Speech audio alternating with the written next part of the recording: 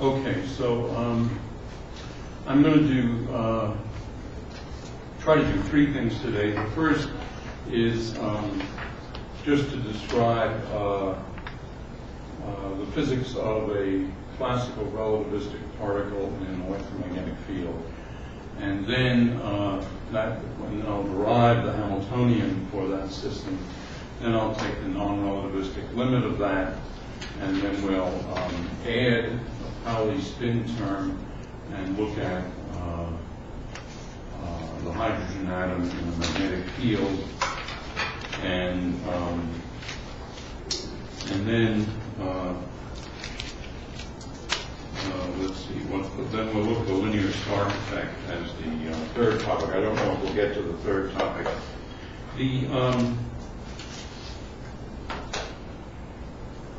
Okay, so what's this relativistic charged particle in electromagnetic field? For some reason, I worked this out in SI units. I'm no fan of SI units, but somehow I did that. Anyway, the basic idea is we have an electromagnetic field which has four components, and that last component is going to be related to the scalar potential. So phi, in fact, that is to say, phi over c is going to be a with an upper zero. And the metric I'm using, the flat space metric, is the same one Finley uses, which is to say you flip the time component. When the vector index is up, everything is the plus sign.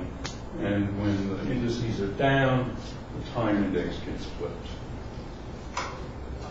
The Lagrangian, or let me write down, in fact, the action. Rather, the action, which will be an integral of Lagrangian dt, is going to be minus mc, an integral, and this is, you can write this as square root of dxa,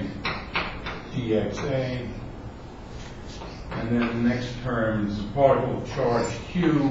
It's an integral ab of x and t dxp. And so the particle shows up merely through its x coordinates, which appear both in this line integral and in the argument of the four-vector potential up here. And here, this term here can also be written as minus mc integral. This is the proper time d tau plus q integral ab dxp. So this is a line integral, and this is just a proper time integral. I'll just mention in passing that this proper time integral becomes awkward if the particle has mass 0, because then the proper time is 0, and you need to use a different formalism, which is actually a more subtle formalism. But fortunately, we get away with using massive particles most of the time, even though, of course, in the standard model, all the particles are thought to be massless before symmetries are broken. They're still mass, because that's the standard model that may change after the LHC experiments. This, by the way, do break in with questions. I came with a supply of small candy treats.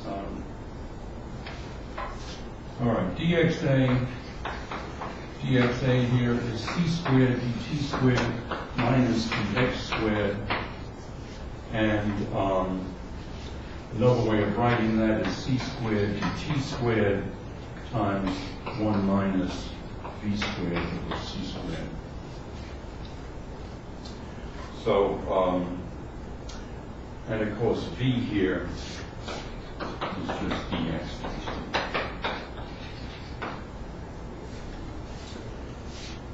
Okay, so this action can also be written as an integral dt, and first minus mc squared,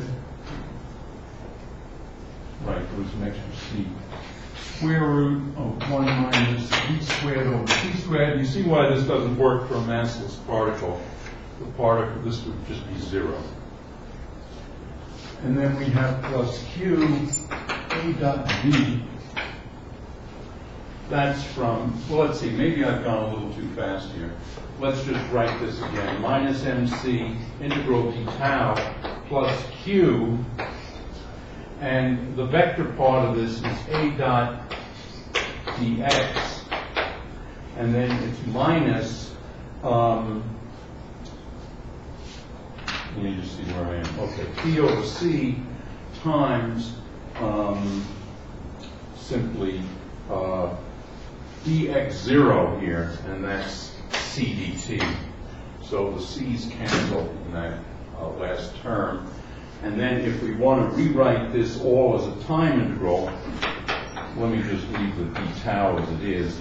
Well, all right, if I'm switching it to this, then you have a dt, and then you have in here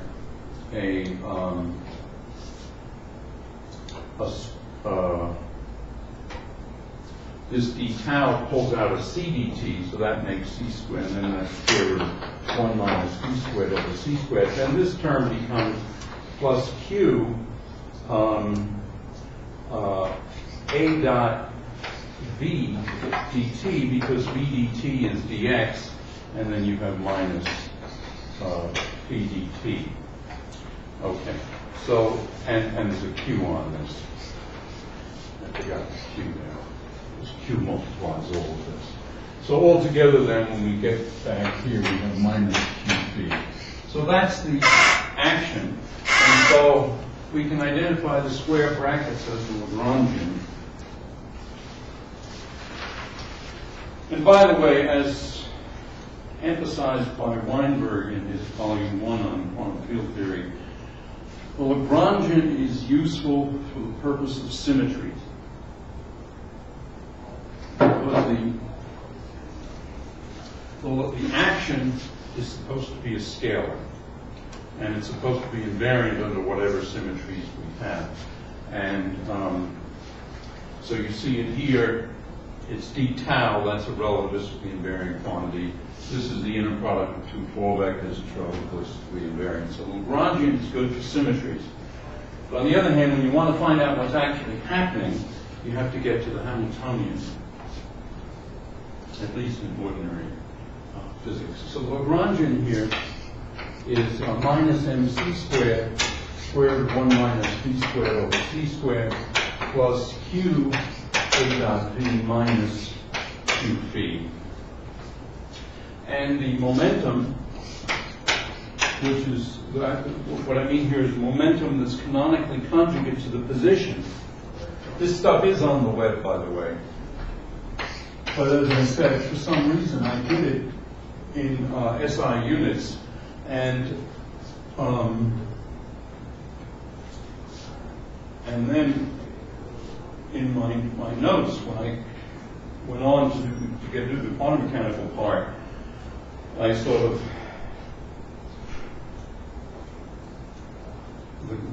I continued to some extent the SI units, and so I'm going to have to correct the units to, I'm going to go to atomic units.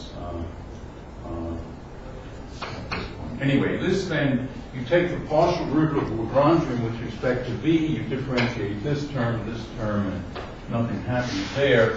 And so what you get here is mv over the square root of 1 minus v squared over c squared plus q a. Okay, and this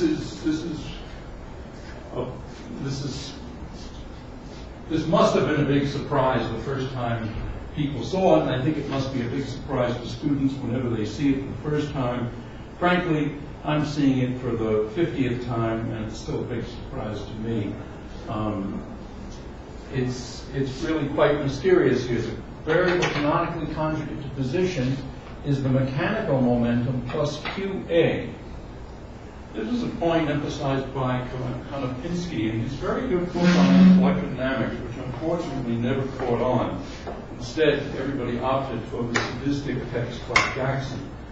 And whereas what Chernowitsky points out is that this thing is really a momentum. Anyway, so the mechanical momentum, which I'm going to write as P mech, is mv over root 1 minus v squared over c squared, and it's equal to the canonical momentum minus qa. So that's puzzling. By the way, there's a deeper sense in which this is puzzling, because this canonical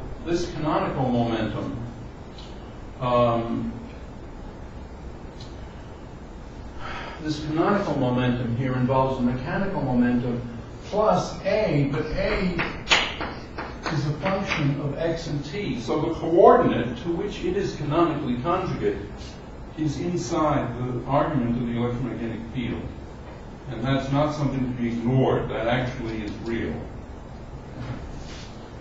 All right. Okay, so this, of course, I think you've seen this before, but anyway, it's still quite surprising.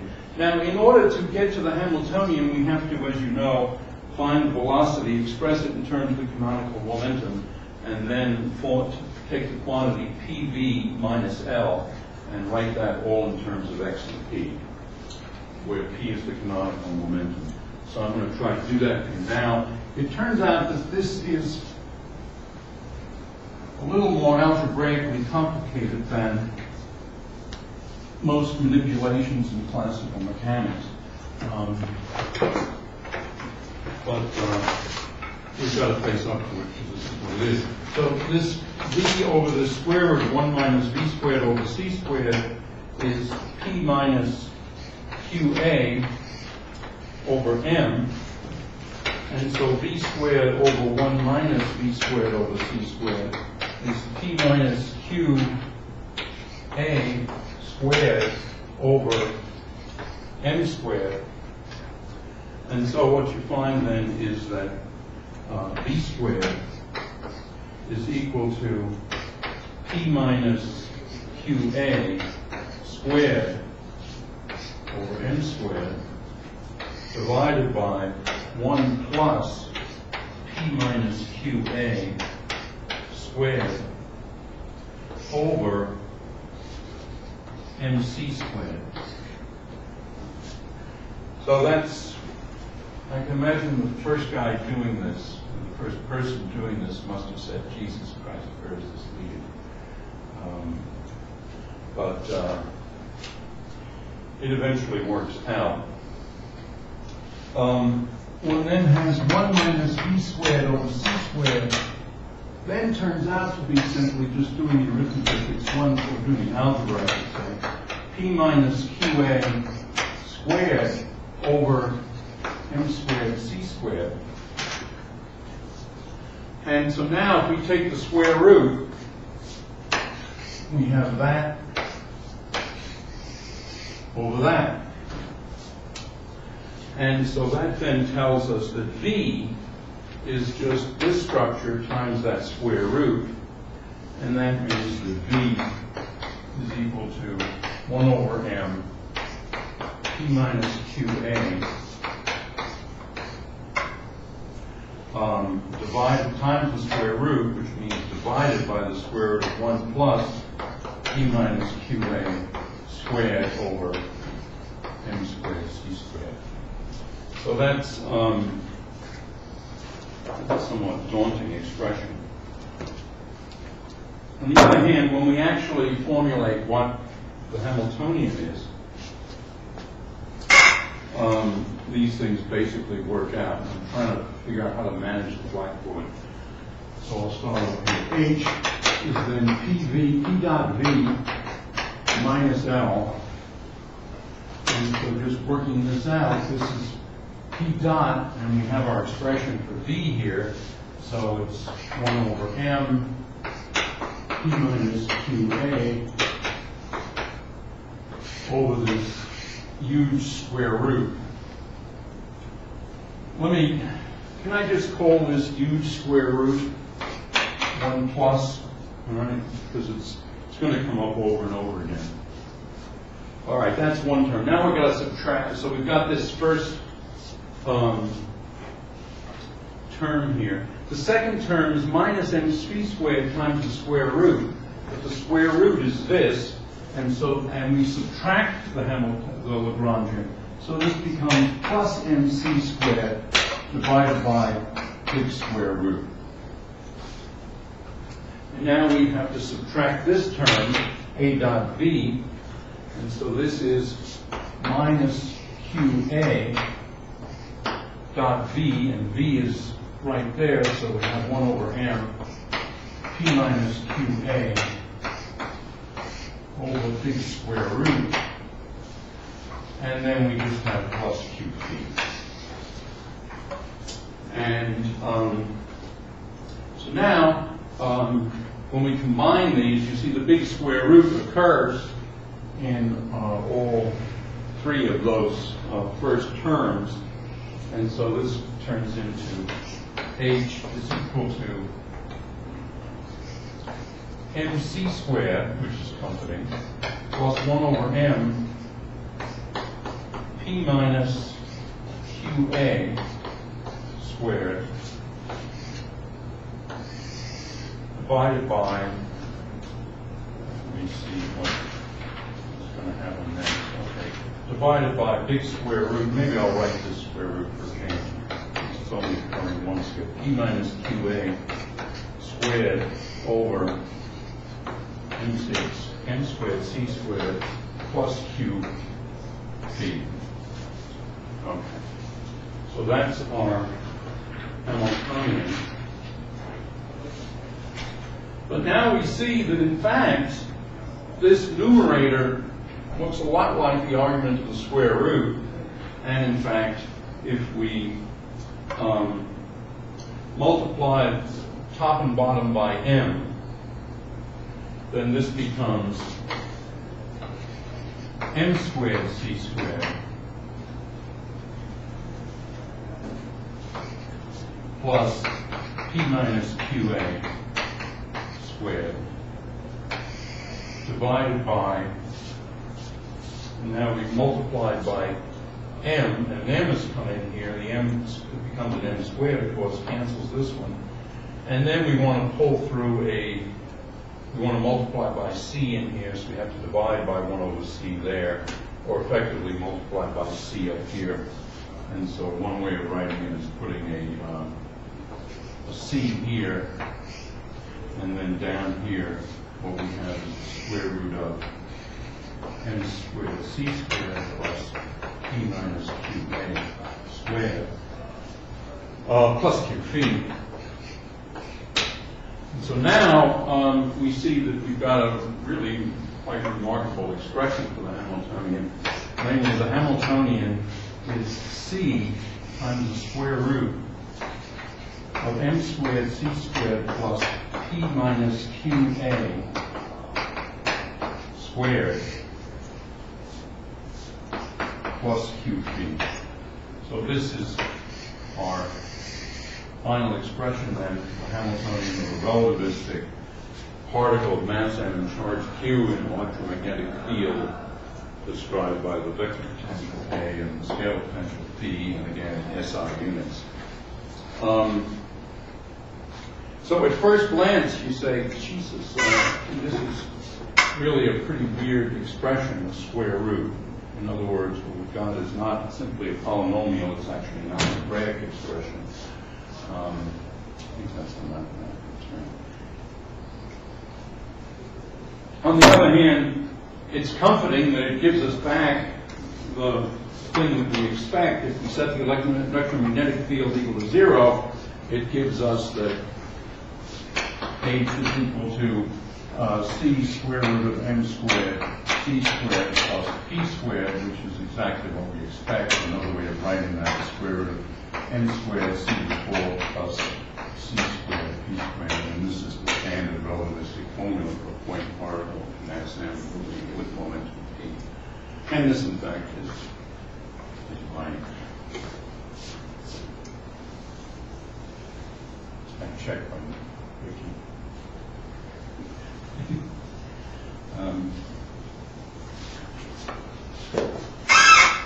All right, any questions?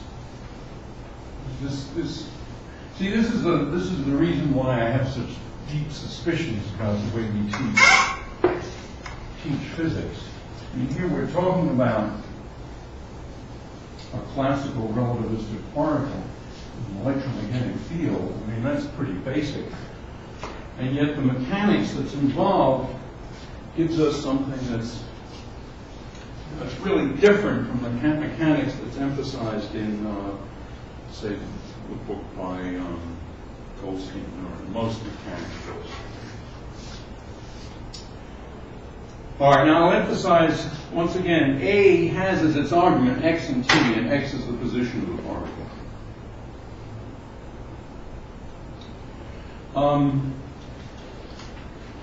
If we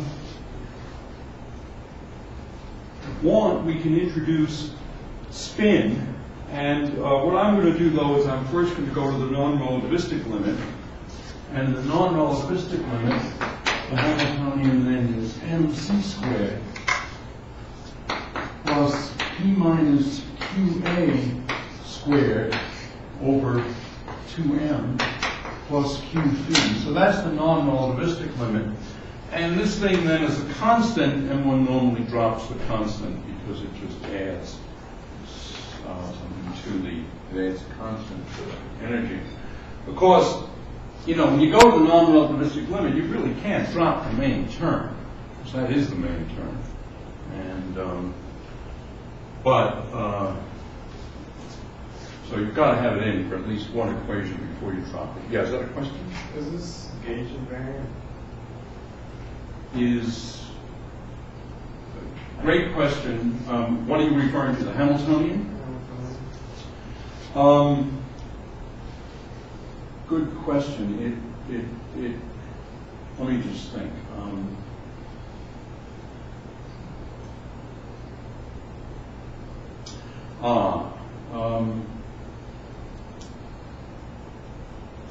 Well, let's put it this way. This little structure here is intrinsically gauge invariant. Okay, P minus QA. And in fact, this is also intrinsically gauge invariant. So I'm going to say yes. The point is that under a gauge transformation, what happens? A sub A goes to, or let us use an equation instead of these goes to things, which are baby talk. A sub A plus the derivative of some scale, let's say lambda. And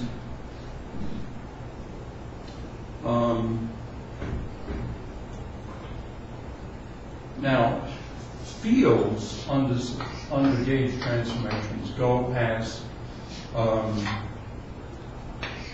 field psi times an E, and now I'm going to have to put in a Q, an I, and a plus or minus, and a lambda.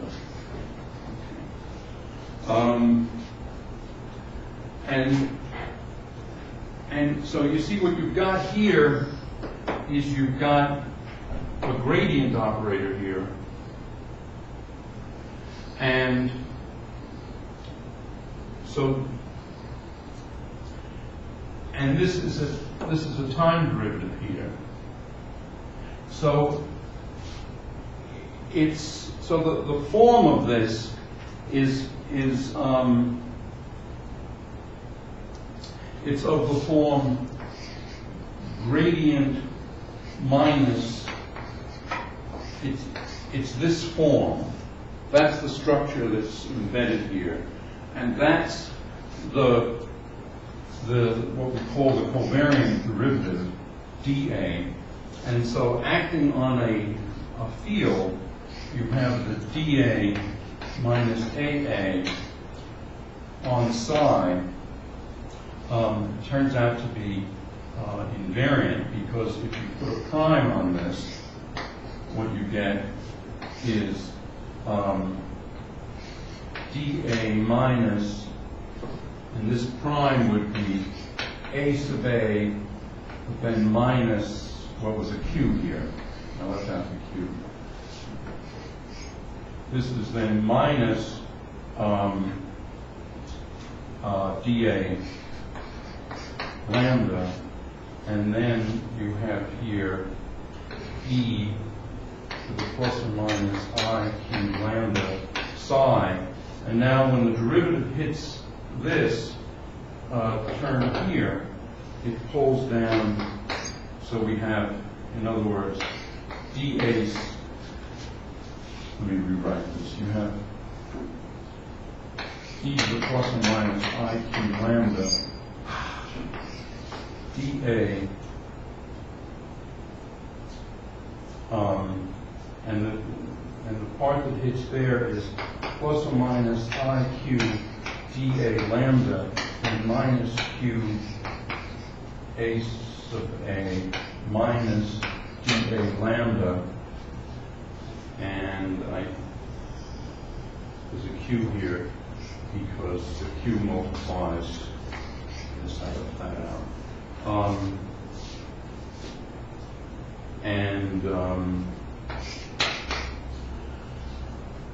And let me see, I have it off by an I somewhere. Yeah, the thing that's invariant here has this thing is gradient over I, and this is plus or minus time derivative over I. And so let me put a 1 over I here.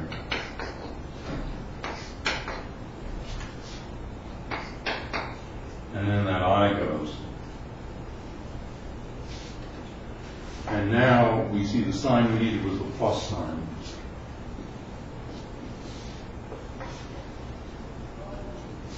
All right, that's the sense in which it's gauge invariant, okay? In other words, the formalism is okay. However, there is, I should mention something. This business of gauge invariance and quantization is a subtle business. And when you quantize the electromagnetic field, you quantize it in one gauge. Then, people talk about gauge invariance, but you really can't exhibit gauge invariance after you pick a gauge and quantize. In the path integral formulation, you can avoid choosing a gauge. And there, the gauge invariance is more manifest. Well, I've really gotten off on some tangents here. But here, you get it. What do I have? This chalk. Unfortunately, that's the end of the chalk. But what's left is 3 different treats. I don't know what they are. I don't eat sweets because my teeth are very strong. Okay, so this is the non-relativistic thing. To make a long story short, let's add in the Pauli term, minus q over n s dot b. So this is the Pauli spin term. So that's the non-relativistic part, Hamiltonian for non-relativistic part, the charge m, charge q, mass m, and spin 1/2 in a magnetic field, or an electromagnetic field. And of course, what we're going to do is we're going to drop that off. Here, of course, S is h bar over 2 the power matrices, and B is curl A. All right, so that's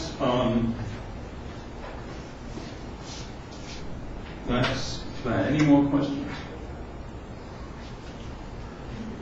Okay, so now we're going to look at this as a quantum mechanics problem, and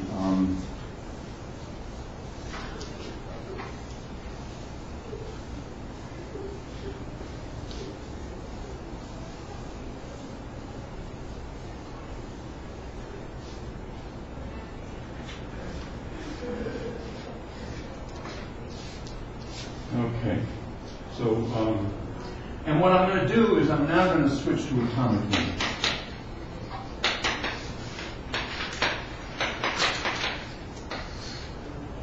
I suppose the main idea here is to avoid the dreaded 1/4 pi epsilon 0, which is kind of an ugly expression.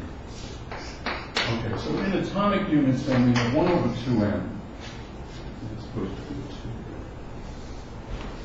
1/2m. P minus, now we have Q/Ca. R and T, could have written X and T, plus Q,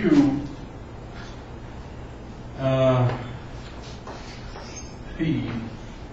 Well, to tell you the truth, in my notes, I have this as U, so I think we better, so we're going to atomic units, and we're also going from phi to U for the scalar potential.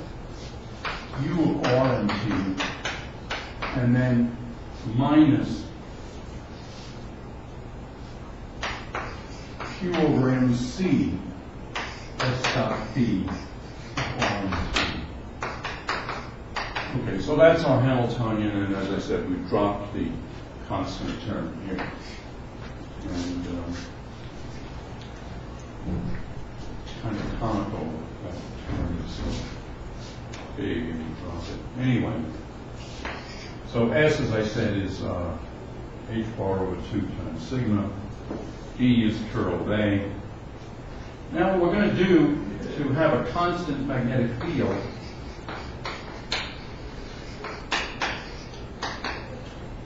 is we're going to set A of R and T to be just A of R. And it's going to be simply minus a half R cross B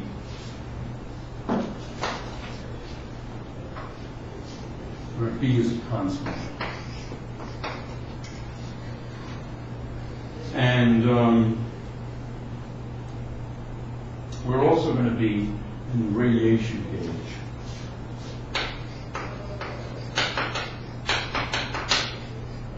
Also, it's called the Coulomb gauge.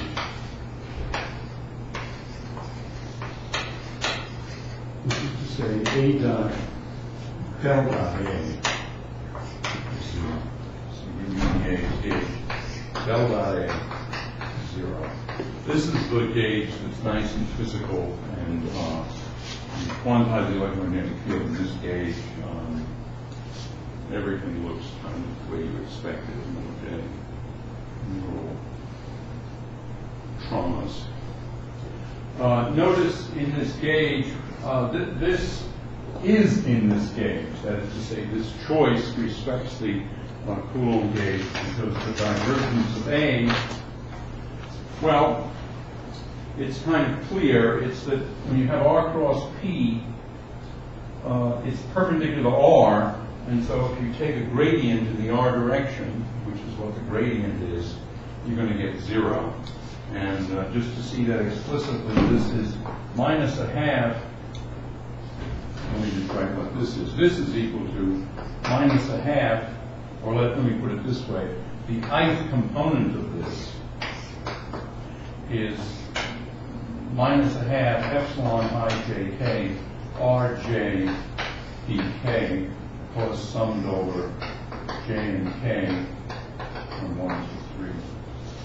Okay, so this is minus a half sum over ijk epsilon ijk the ith derivative of the j component times dk. And of course that's 0 because this is totally anti-symmetric, so I and j can never equal, so this is always 0.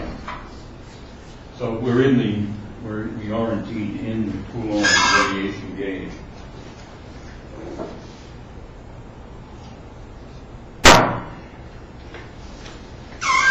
And now we're going to, oh my goodness, I just realized that I forgot.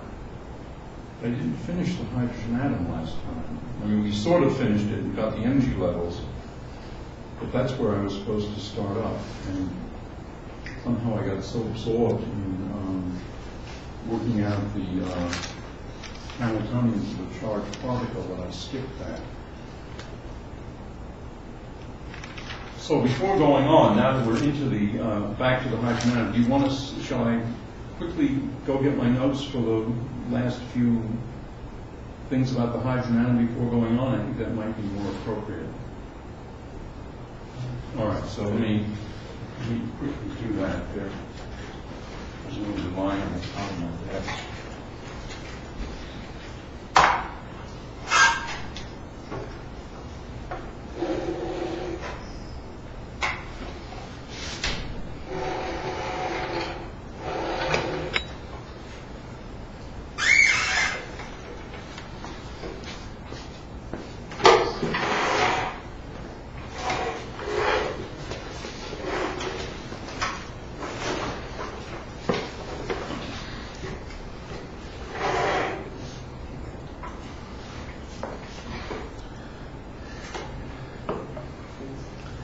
So when you graduate, you've got a job well lined up.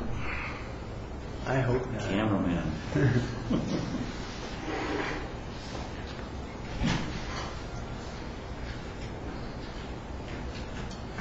All right, sorry about that. So let me just take a couple of steps back to this hydrogen atom problem, and remember what we found was we wanted CQ, which was 2L plus Q lambda, so NL minus 1, CQ minus 1 over denominator 2L plus 1 plus Q times Q. We wanted that to be 0, and that gave us the rule L plus K lambda NL is equal to 1, or lambda NL is 1 over L plus K. And we set this quantity L plus K equal to N, which is the principal quantum number.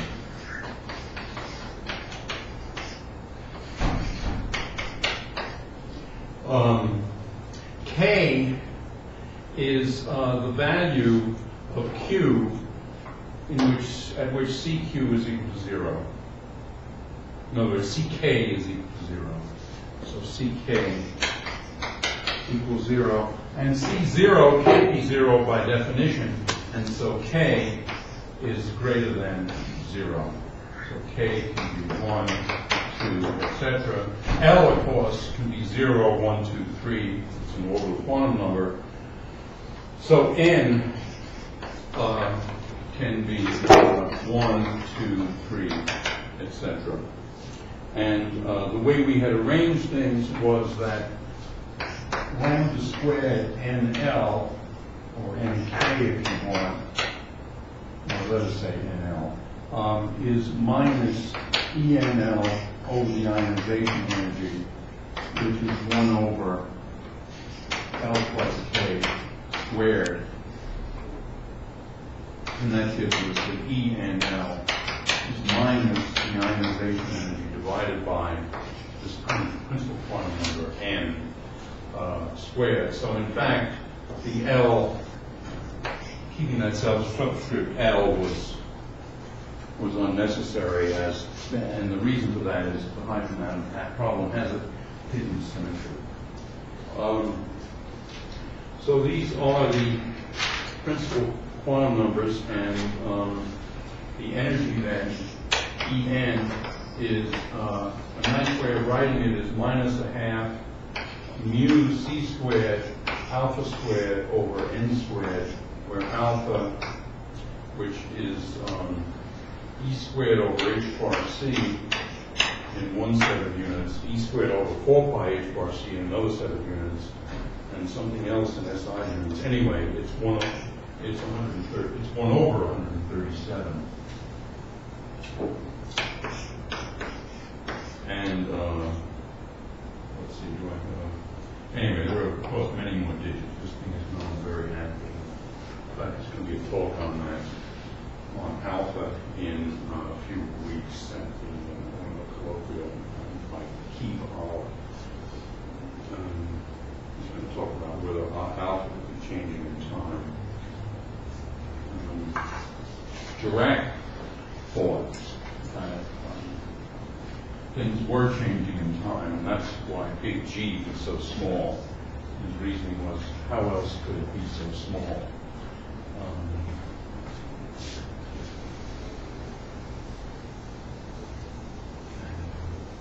I heard him talk about that in about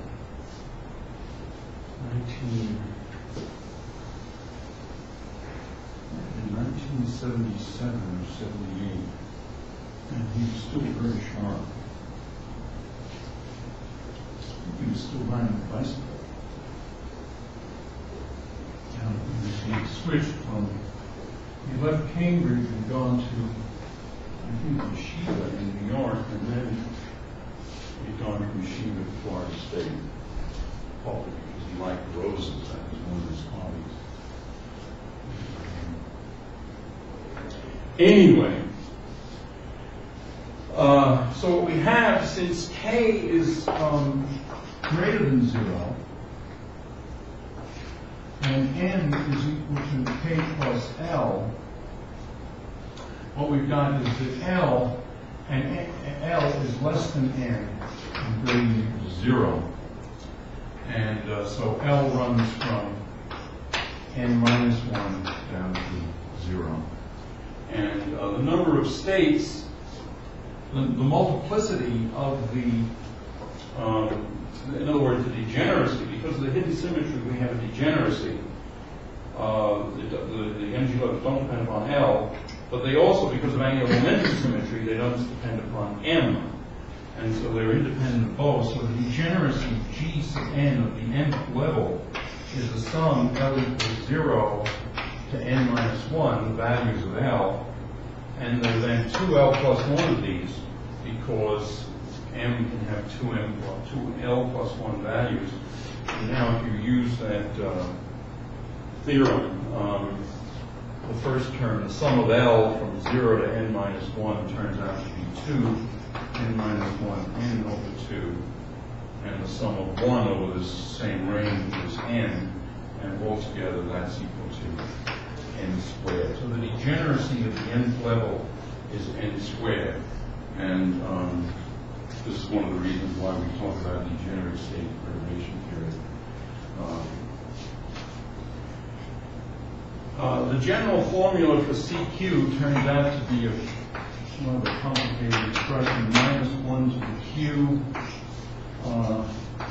2 over K plus L to the Q, K minus 1 factorial over K minus Q minus 1 factorial, 2L plus 1 factorial divided by 2 factorial, Q plus 2L plus 1 factorial C0.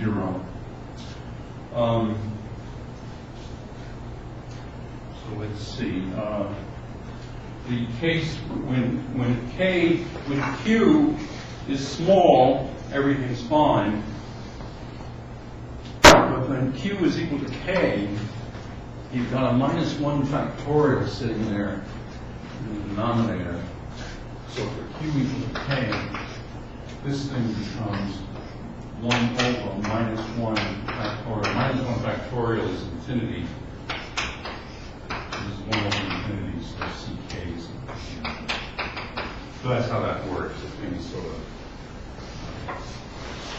hidden. It's probably a better, you can certainly rewrite this so that you don't have any negative factorials and the thing looks, and then it's more obvious that Q equal to K is 0.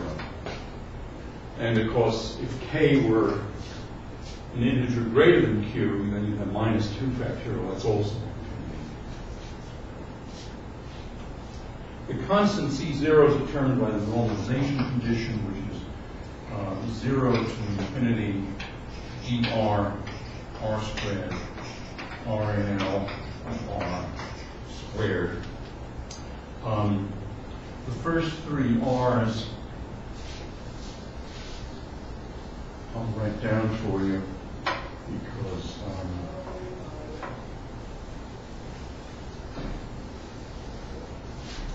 worth seeing them again periodically. R10, so this is n equals 1, L equals 0, in other words, the S state. This is 2, A0 to the minus 3 halves, e to the minus R over A0. Here, A0 is the Bohr radius, and let's see, I need to, it's roughly half an angstrom. The actual formula for it is something I wrote down last Wednesday. But does anybody remember what it is? It's here in my notes. Here we go. H bar squared over reduced mass times E squared.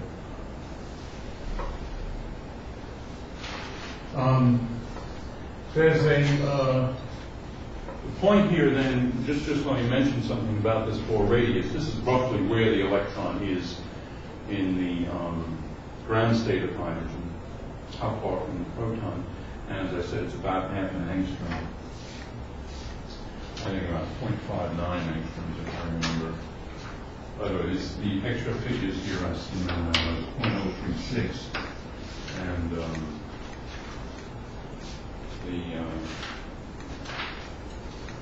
anyway, I think it's about 0.59 angstroms. Anyway, the point here is that if the electron were much heavier, this Bohr radius would be much smaller. And Glashow pointed out, I don't know if he was the first, but he certainly emphasized it like 20 or 30 years ago, that if one could find a stable, negatively charged particle,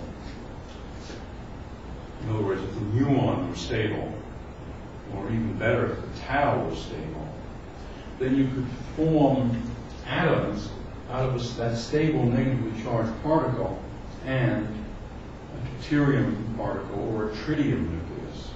So a nucleus of deuterium or tritium.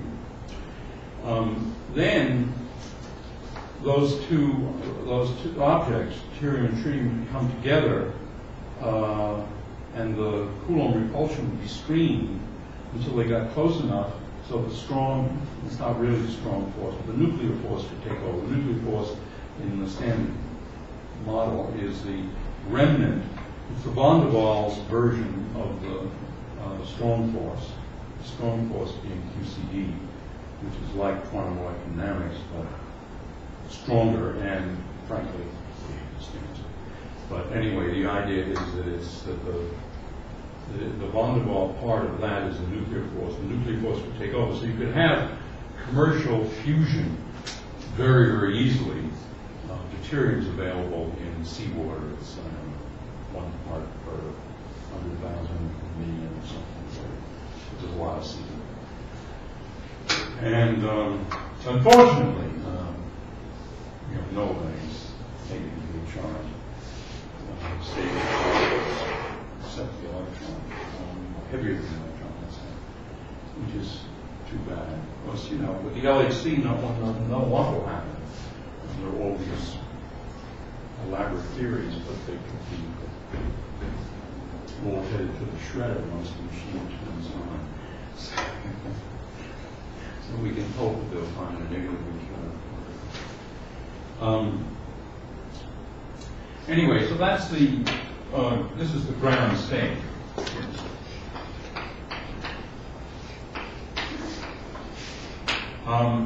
The S state in the first excited state, the n equals 2 level, is 2a0 to the minus 3 halves, 1 minus r over 2a0, e to the minus r over 2a0. And then the L state, so this is the n equals 2, L equals 1 state.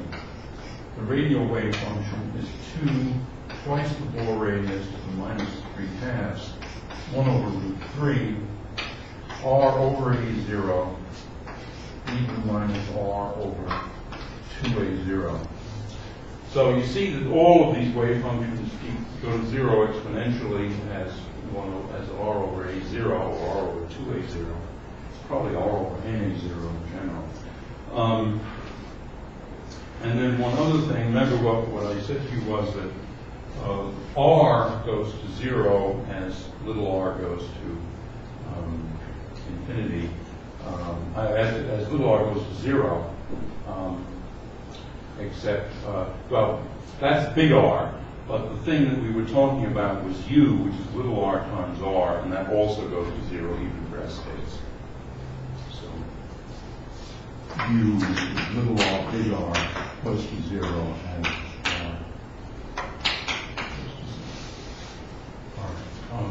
I've got some boards to raise. That's a great time to ask a question. You're certainly not into Just a little notational cleanup. R21 R, and then an equal sign. All right, wait a minute. Let me get.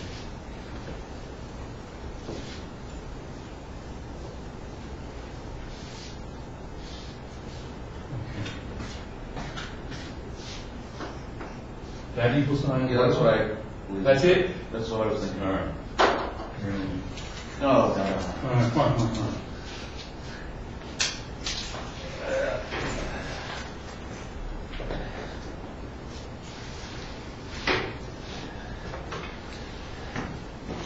By the way, the historical jargon for this, and I don't know where it comes from. It's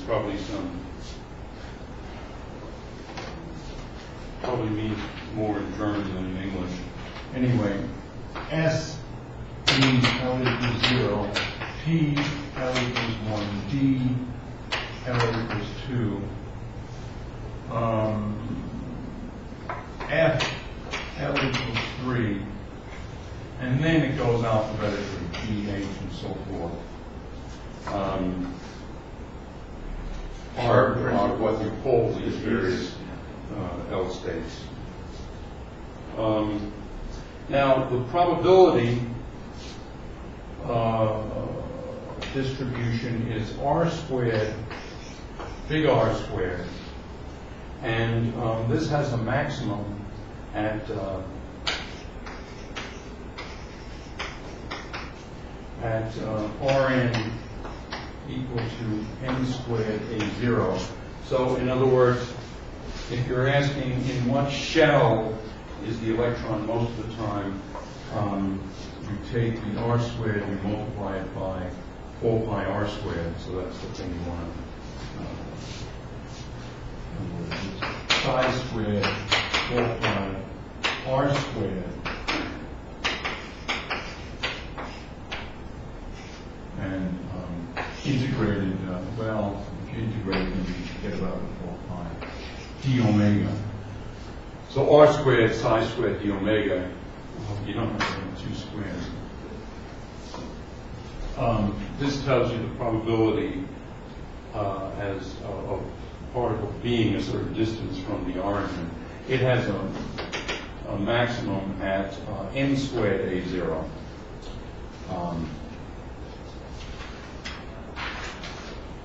And the actual wave functions for L equals 1, and here we're going to see something that's a little bit interesting. So let me just n squared a0 squared n. So let's look at these wave functions. n1 1 of r. Well, this is minus square root of 3 over 8 pi Rn1 of r sine theta t. So this is, I'm putting in the actual YLNs. And this is the nth level. But L equals 1. And then we have n1 0 of r. And this is square root of 3 over 4 pi Rn1 of r cosine theta. And then psi n1 minus 1 of r is square root of 3 over 8 pi, so essentially the same as this one, Rn1 of r sine theta e to the minus I. So you see, these are very simple trigonometric functions. And in fact, these are the eigenstates of LZ, L squared, and LZ, or L squared and L3. One needn't have those, one needn't use exclusively those eigenstates or eigenfunctions, because you might want, for one reason or another, to have different kinds of states. And you want them to be energy eigenstates, but they don't really always need to be, you don't need to always have angular momentum eigenstates. You can have states that are eigenstates of some other operator. Because if you have a state, it's bound to be an eigenstate of some operator. Its own dyadic, for example. So what is done, and this is particularly done in chemistry, is that you write down psi n px of r, and this is minus 1 over root 2 times psi n 1 1 of r minus psi n 1 minus 1 of r. And that gives you root 3 over 4 pi Rn1 of r times x over r. And so now you see you've got something that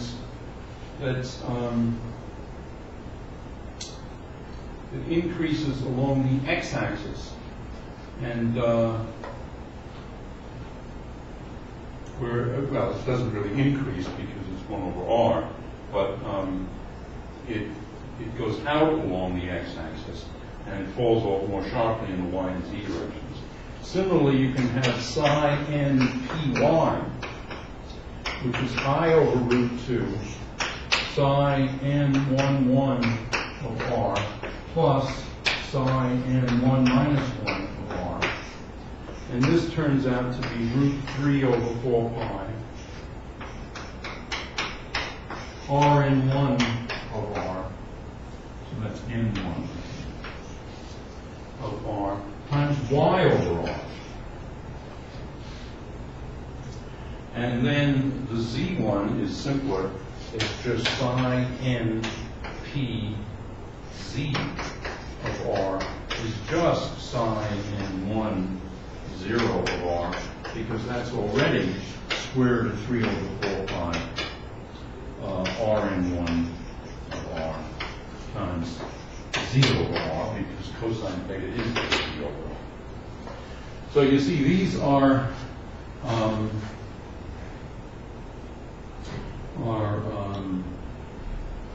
the kind of wave function you might want to use if you're doing chemistry. You want, in other words, this atom and you have another atom here, and you want to start forming a bond between them. You might want to have, and if they're both lined up in the x direction, you might want to have the x wave functions there.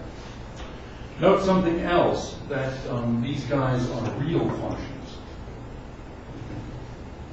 And I remember Schwier saying once, unfortunately, no one asked him a question. And it's one of the really lost opportunities. But he said once, well, we only need complex numbers in quantum mechanics because this electron is spin 1/2. And so we were all, I was really impressed, but I suppose that's as bad about asking questions as some of you guys are. But nobody asked him why. And What is your guess? I'm sure he was right. Schwinger was one sharp cookie. Well, yes. I think it is that you can, I mean, I'm just going to reinterpret what he said. What he meant was that you could do quantum mechanics with real numbers, and you'd be fine until you got to the spin. You didn't have to deal with electron spin. You could just deal with real numbers. And you could see a little bit of that in my notes when I described momentum operator and the angular momentum operator and the energy operator. What I said was these were generators of space or time translations.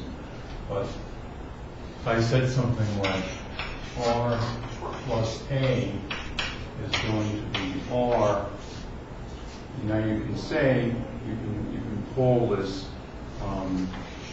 E to some operator. A dot something, you can call it T. Okay? And what you know is that then you're going to have R plus A psi is going to be E to the A dot grad on R psi. Okay. And so this T then gets represented by grad. Now what we do in quantum mechanics is we're almost as bad as astronomers for writing things upside down and backwards and with crazy units. What we do is we first of all say, oh, this is going to be R E to the I A dot P over H bar. And so we've stuck in I and H bar gratuitously. And so now this T becomes IP over H bar, and then you have to say P is H bar over I grad, and then you're sucked into all the imaginary numbers. But I think Schwinger's point was that if you just did this, you'd be fine. And if you do the same thing for time translations and the same thing for rotations in space, because after all I did rotations in space, this is a specific case of this. That's, I think, what he had in mind.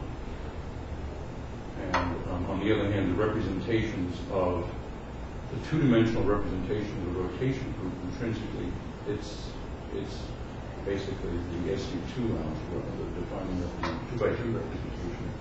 It's SU2, and that's generated with complex numbers in it. I don't think there's any way of avoiding that. So I suppose that's what he had in mind. Now, how much quantum field theory you can do without that, I don't know whether you can do the whole theory of scalar or vector fields without any complex numbers. So I don't know. But to some extent, in other words, it might be useful to write quantum mechanics in as simple a language as possible, rather than putting in all these distraction things that,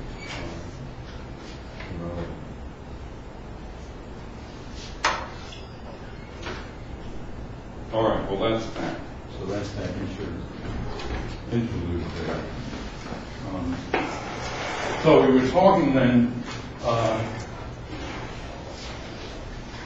about this same system, but we said, okay, let's now get serious, and you consider this, that this electron is not simply in the field of the proton, the Coulomb field of the proton, but also in an electromagnetic field. And so for simplicity, we're going to look first at a constant magnetic field, and the constant magnetic field is B, and A is going to be minus a half R cross B in the Coulomb gauge, and we're going to use Pauli's experimentally motivated term for the interaction of the spin with the magnetic field. Wow, not much time here. So in particular, in this case, QU is minus E squared over R, so I've gotten, wait a minute, I have screwed up here. Oh no, I did it right, okay. All right, I did do it right. So we switched here to atomic units. We were doing SI units for the the previous case. And one of the nice things about the Coulomb gauge is that since, of course, P is the same as grad, P dot A is the same thing as A dot P. And in fact, if you look at it, it is minus the half sum ijk epsilon ijk pi rj ak, and now you can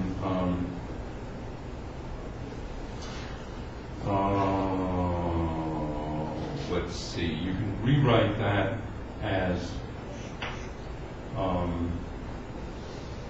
well, A itself was minus a half R cross B, and so this is P dot minus a half R cross B, and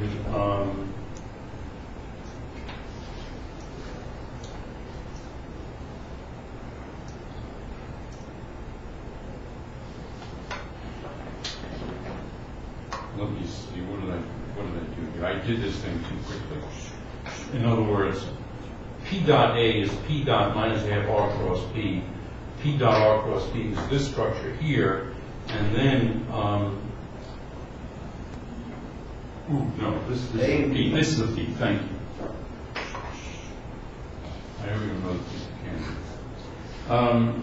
So this is the structure here, and this, you can think of that as B. If you move the K forward, if you want, then this is B dot R cross P if you absorb the 1/2. In any event, it's easy to see that P dot A is 1/2 B dot R cross P, or 1/2 B dot L. And with that, then, I think maybe I'll have about a minute left, so let me rewrite the Hamiltonian now. But we have to expand that square. P minus Q over C A squared.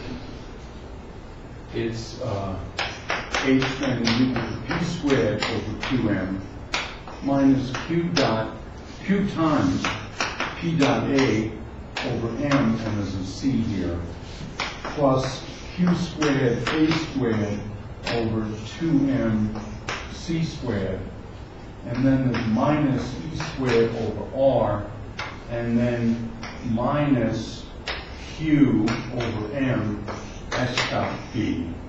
M, is there a C there? I think there is a C. MC in atomic units. Now, if we now set Q equal to minus E greater than 0, we have H is equal to P squared over 2M plus E over 2M. P dot L, that's from this expression, P dot A is a half E dot L, and then plus Q squared E squared over 2M C squared minus E squared over R minus plus E, this is an E, this is an E squared.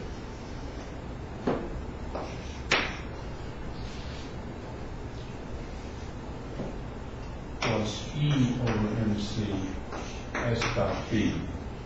Okay, one thing to notice immediately, let me write this as L dot B rather than E dot L. They certainly can use since B is a constant. Notice that the coefficient of L dot B is E over 2M. The coefficient of S dot B is E over M. This has a C. E over 2MC. This is E over MC. That means that the spin interacts twice as strongly with the magnetic field as the orbital angular momentum. Okay. That's a consequence of our original choice of the Pauli spin term, which is motivated by experiment. This is said to, this is called the gyromagnetic, this thing is the gyromagnetic ratio, this E over 2mc. And what we say is that the gyromagnetic ratio of the spin part of the electron is twice as big as the gyromagnetic ratio of the orbital part of the electron. This also comes out in the Dirac equation. It comes out automatically. It just falls out from the formulas. Whereas here it's put in by hand, but motivated by experiment.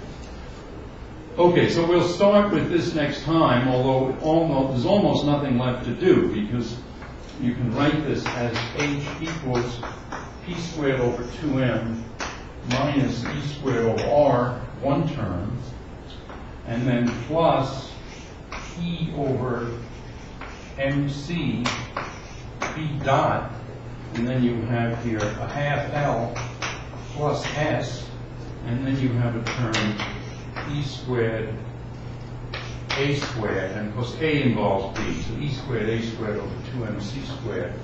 And so this term you can say this is equal to H0 plus H1 plus H2, and it turns out that this term, or the strongest fields we can make in the laboratory, this term is smaller than these terms by about 10 to the 4th, and this term is smaller than this term, also by about 10 to the 4th. So one can now do perturbation theory, and we have immediate eigenstates of H1 plus H0, and they're just the states NL, and then M, and then plus or minus. So in other words, they're the simpler states, the NLM, direct product with the 1/2 plus or minus a half. In other words, these simple states are the eigenstates of H0 plus H1. So those are the appropriate states for analyzing at least H0 plus H1. And then this is a very small perturbation. These are exact eigenstates of H0 plus H1. Okay, so